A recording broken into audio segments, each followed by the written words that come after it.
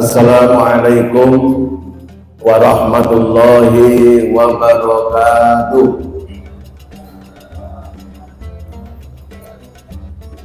Alhamdulillahi rabbil alamin, walladzi ja'ala al-laila wan nahara khilfatan liman arada an yadhakkara aw arada syukura.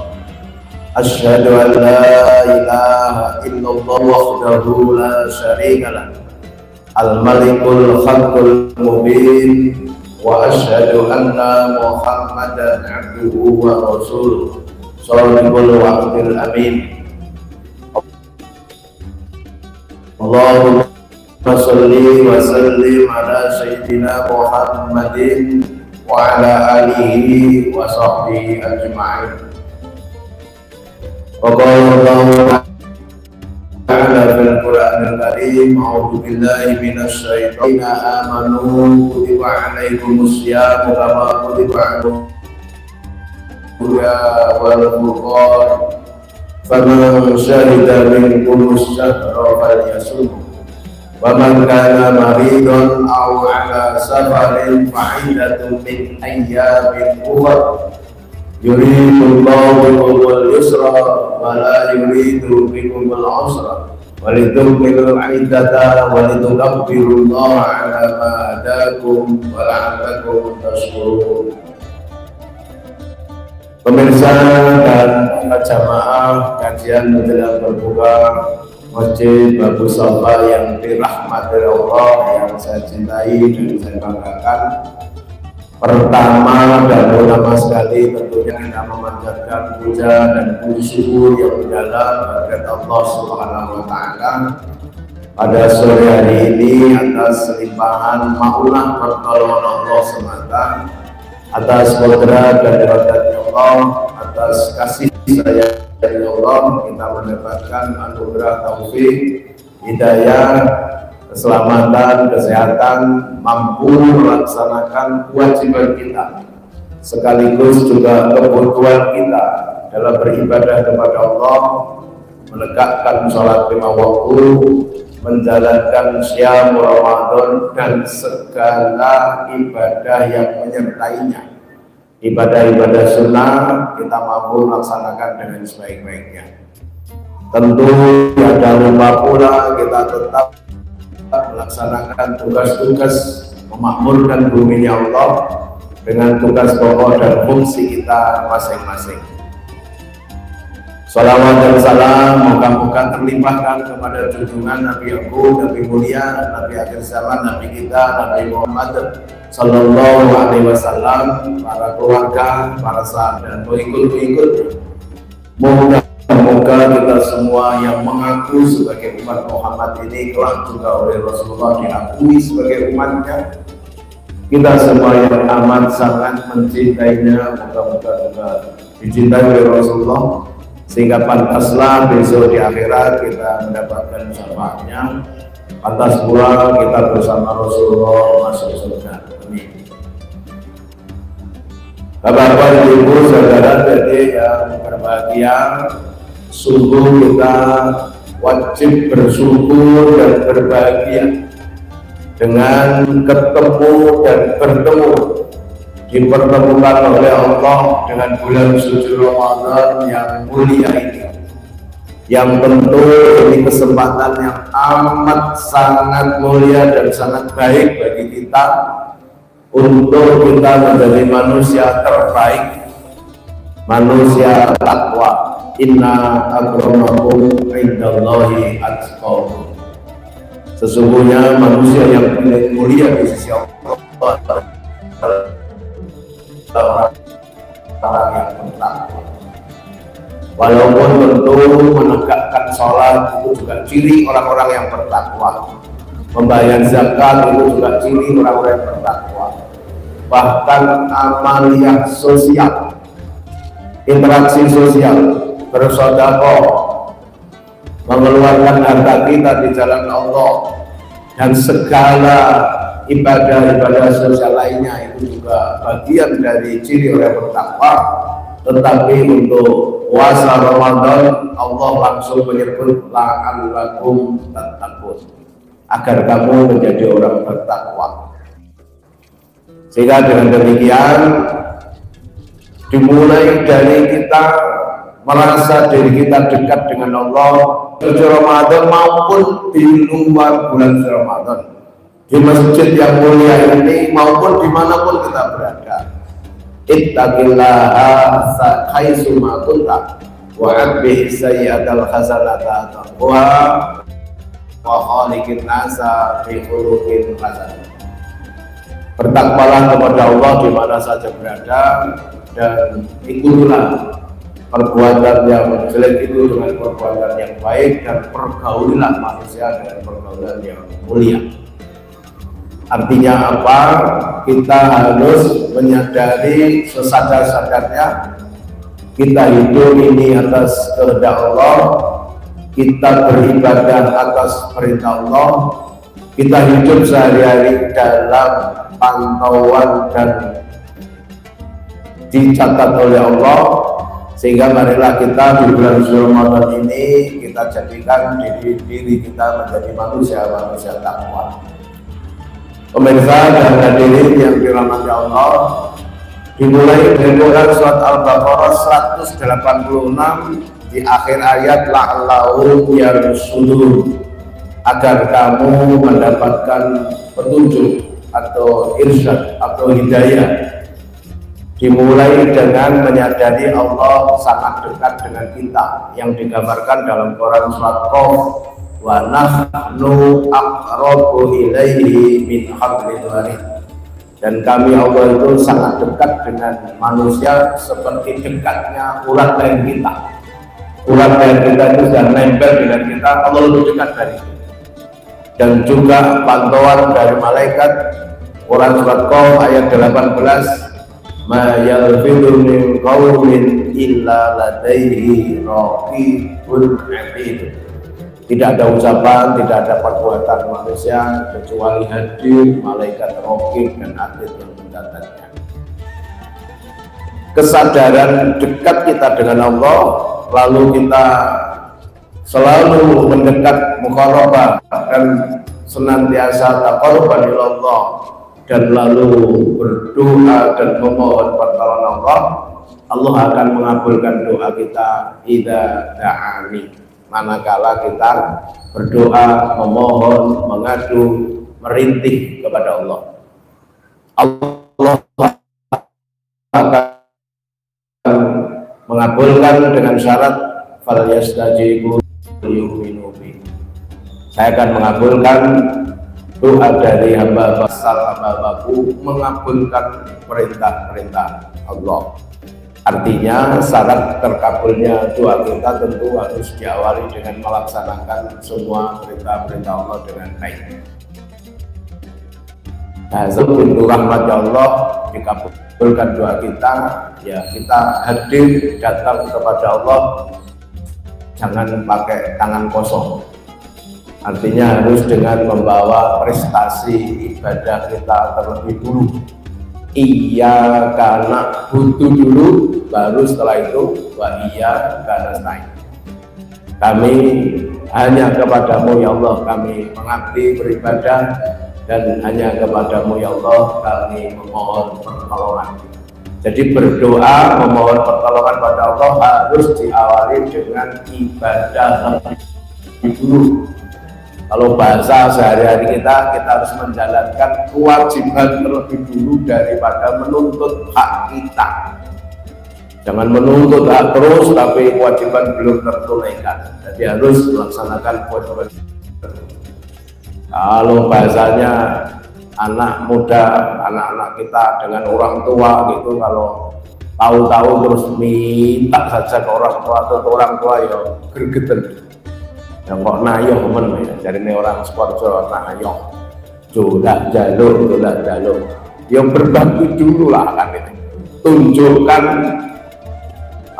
prestasi dulu, kebaikan dan pengabdian kepada orang tua, paling orang tua. Kalau kepada Allah tentu kepada Allah.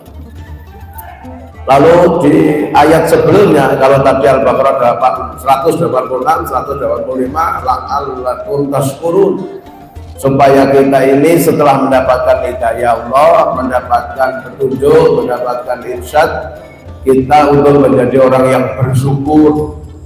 Ternyata bersyukur itu juga tidak mudah diucapkan, boleh jadi pelaksananya yang berat. Karena syukur juga, mohon maaf, bukan hanya sekedar yang selama ini kita tahu, cukup mengucapkan alhamdulillah saat mendapatkan nikmat, alhamdulillah saat sehat. Tetapi aplikasi setelah alhamdulillah itu seperti apa? Itulah sebenarnya syukur. Artinya digunakan apa? Kesehatan kita sekali Allah. Artinya nikmat apapun yang dianugerahkan kepada kita, jangan sampai muncul ujub, riya, sombong, lalu menyadari nikmat itu milik kita, usaha kita, dengan mengatakan seperti yang dikatakan orang-orang kafir. Haman itu karena ilmunya yang pintar, bahkan bisa membuat pencakar langit kalau sekarang, atas perintah Fir'aun untuk melihat Tuhannya Musa membangun gedung pencakar langit.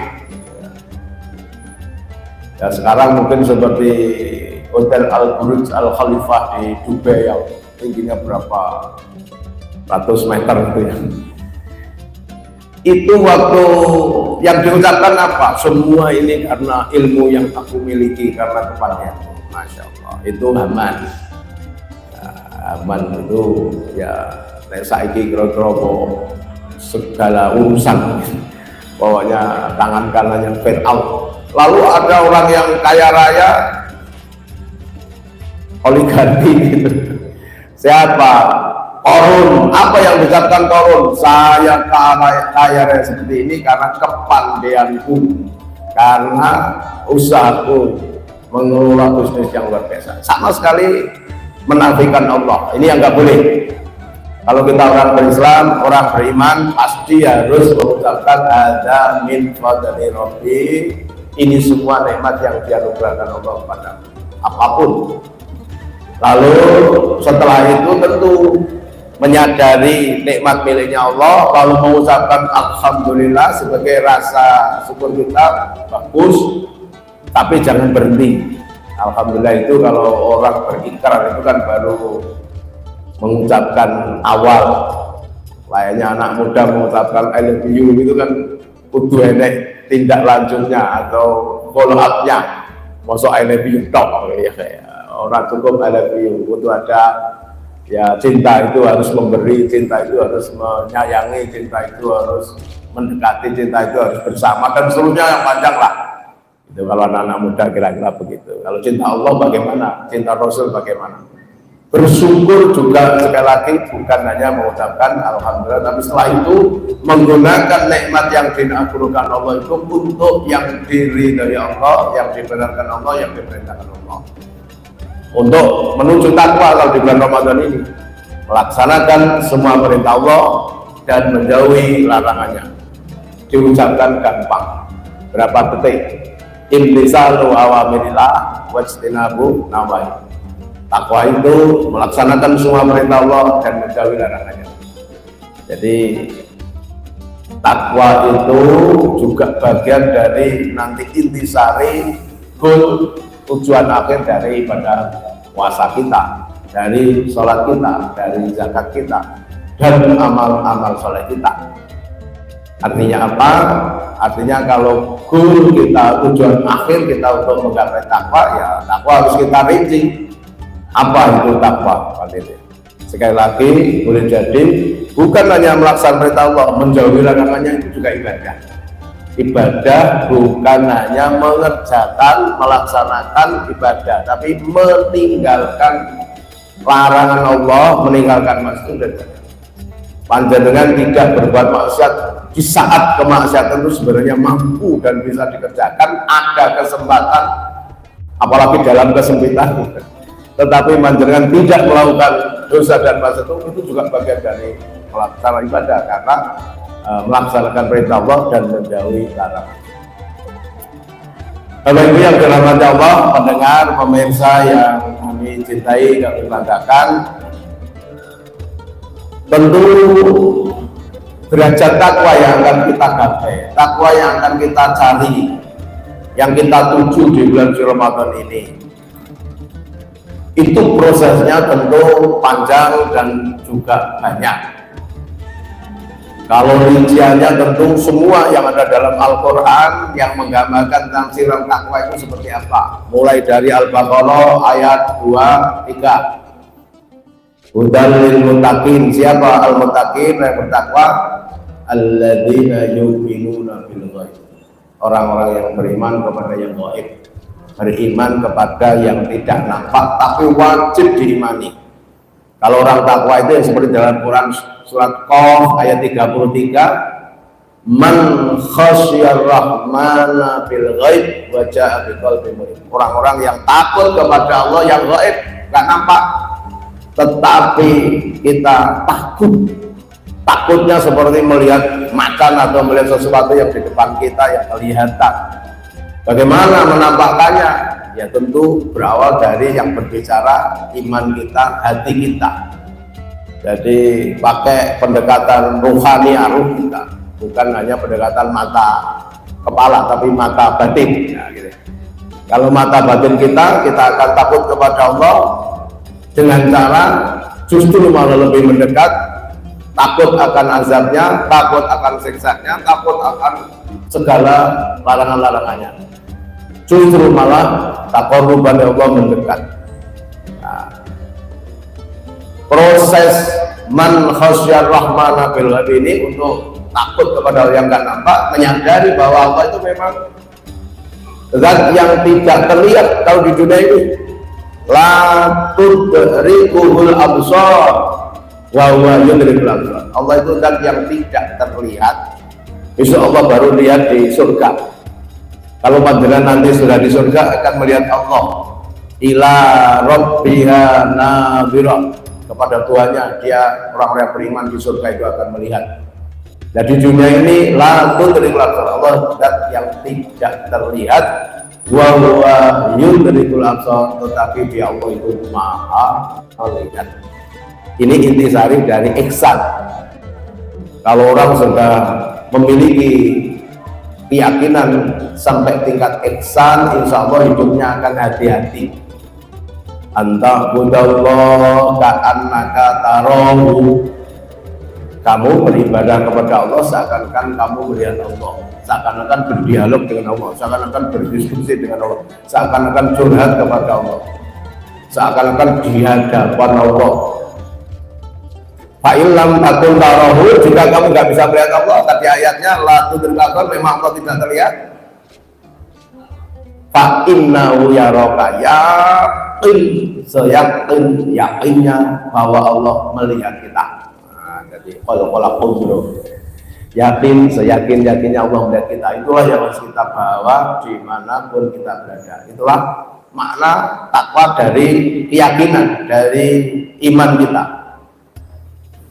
Setelah itu orang yang sudah imannya kuat, akidahnya kuat, pasti berimbas kepada pengamalan ibadah sempurna.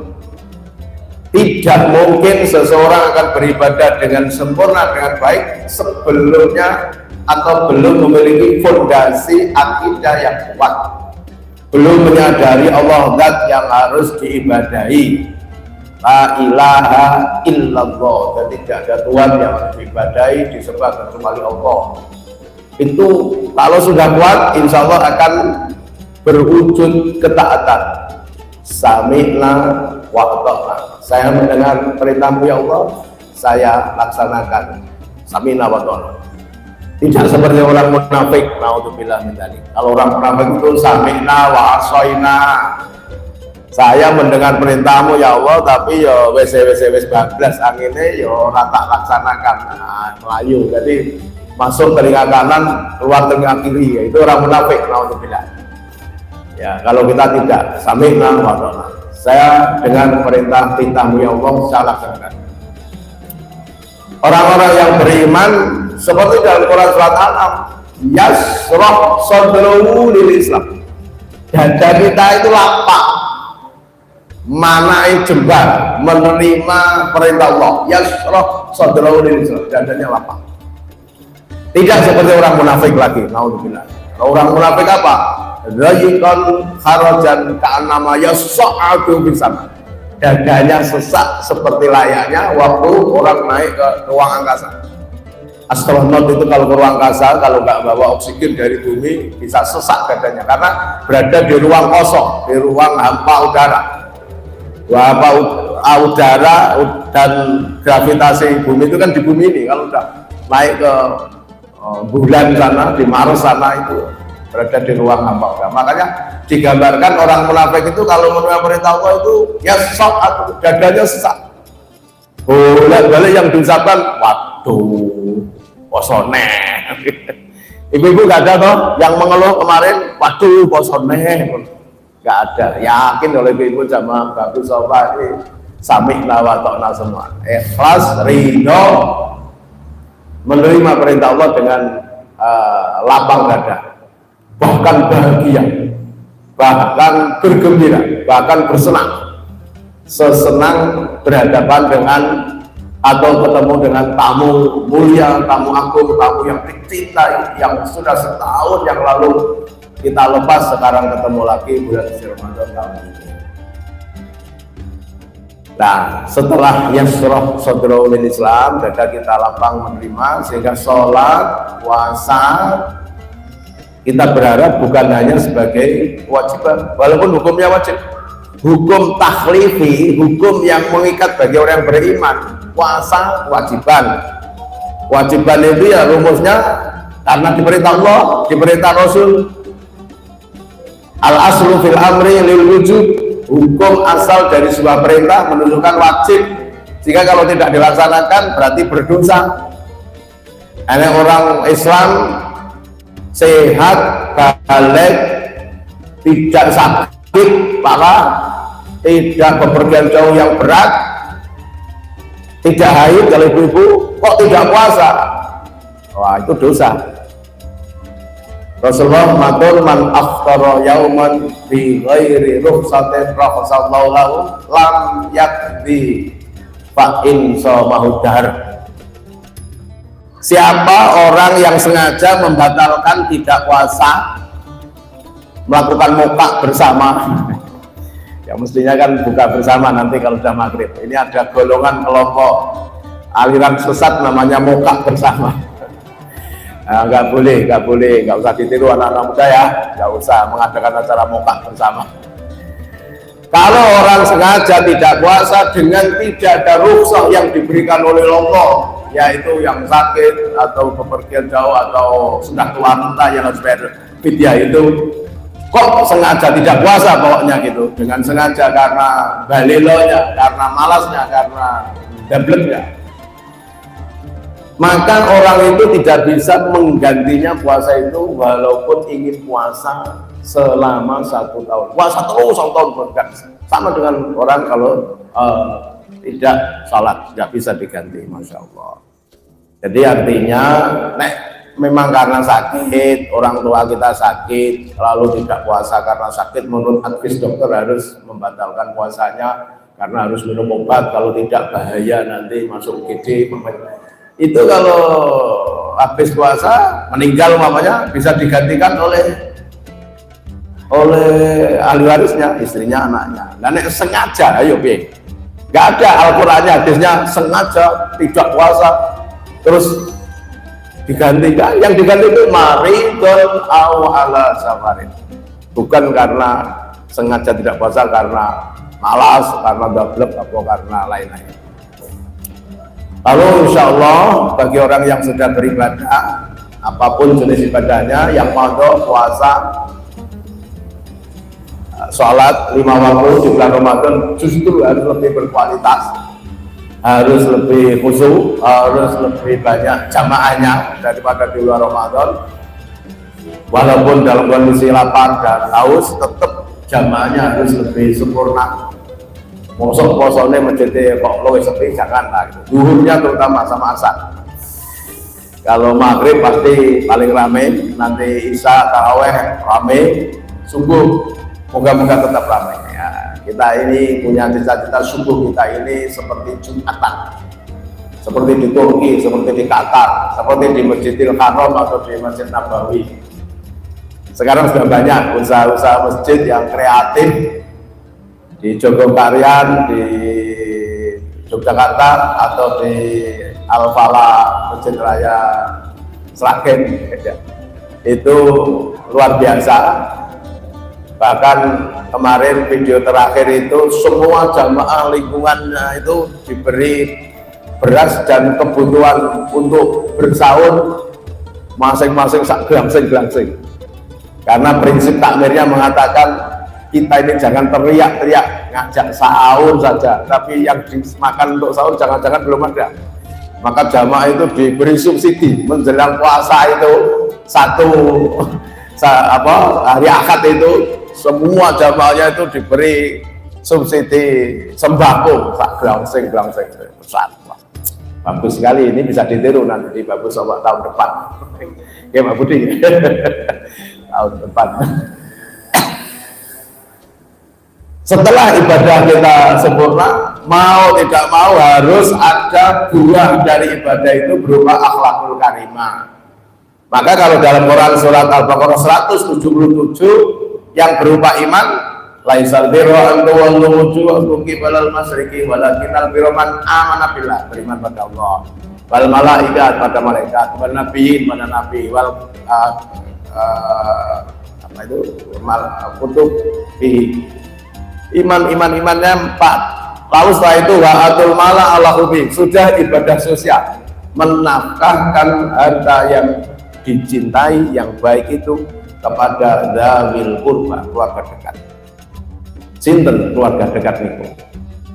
Ngene Quran surat Al-Baqarah 215, yas'alunaka madza yunfiqun. Para sahabat bertanya kepadamu ya Rasulullah tentang tata cara berinfak. Qul ma anfaqtum min khairin. Berinfak itu yang baik-baik. Kepada siapa? Halil walidain, kepada kedua orang tua. Jadi panjenengan yang masih punya orang tua masih hidup, apalagi orang tua kalau seandainya kurang mampu harus dinomorsatukan. Mohon maaf, jangan sampai orang berlaku baik pada orang lain tetapi ibunya sendiri, bapaknya sendiri, keluarga sendiri, keluarga kurba belum tercukupi. Harus, walaupun menurut orang lain mungkin mengatakan loh itu kan nepotisme itu urusan jabatan, urusan sesuatu yang mestinya belum layak dipaksa-paksakan, itu nepotisme. Kalau urusan nafkah itu wajib. Apa kata orang, biar memang keluarganya sendiri masih membutuhkan. Baru setelah itu melangkah wal yatama, anak yatim. Melangkah yang ketiga masakin, orang-orang miskin. Yang keempat wasailin, para peminta-minta. Melangkah yang kelima wafiriqob, hamba saya. Ya, belum jadi nek sekarang pembantu lah tadi ya, hamba saya. Setelah itu kembali sholat, wa aqama shalah wa ata zakat. Berarti ibadah madha tadi. Setelah itu kembali ke sosial lagi. Wal mufuna bi ahdi, orang-orang yang memberi maaf, menepati janji jika berjanji. Nah, niki ibu-ibu, ora ibu-ibu tok ya, padha ae bapak ibu. Biasanya janji itu sesuatu yang paling mudah terucapkan, tapi menepatinya kadang ya rada abot apa nek bagi yang punya iman kuat insya Allah ditepati janji pada Allah, janji pada Rasul, syahadat kita, raditu billahi robba kita, terus inna sholati wa nusuki wa mahyaya wa mamati lillahi, itu janji pada Allah didahulukan nomor 1. Wal mufuna bi ahdi, janji, apalagi janji juga kepada sesama manusia. Wasabirina fil basa. Nah, disinilah mulai sifat manusia takwa adalah orang-orang yang sabar. Sama seperti nanti dalam Quran surat Ali Imran 134. Setelah orang-orang yang takwa itu adalah yunfiquna fis sarra'i wad dharra'i, orang-orang yang menafkahkan adalah di waktu susah dan waktu senang.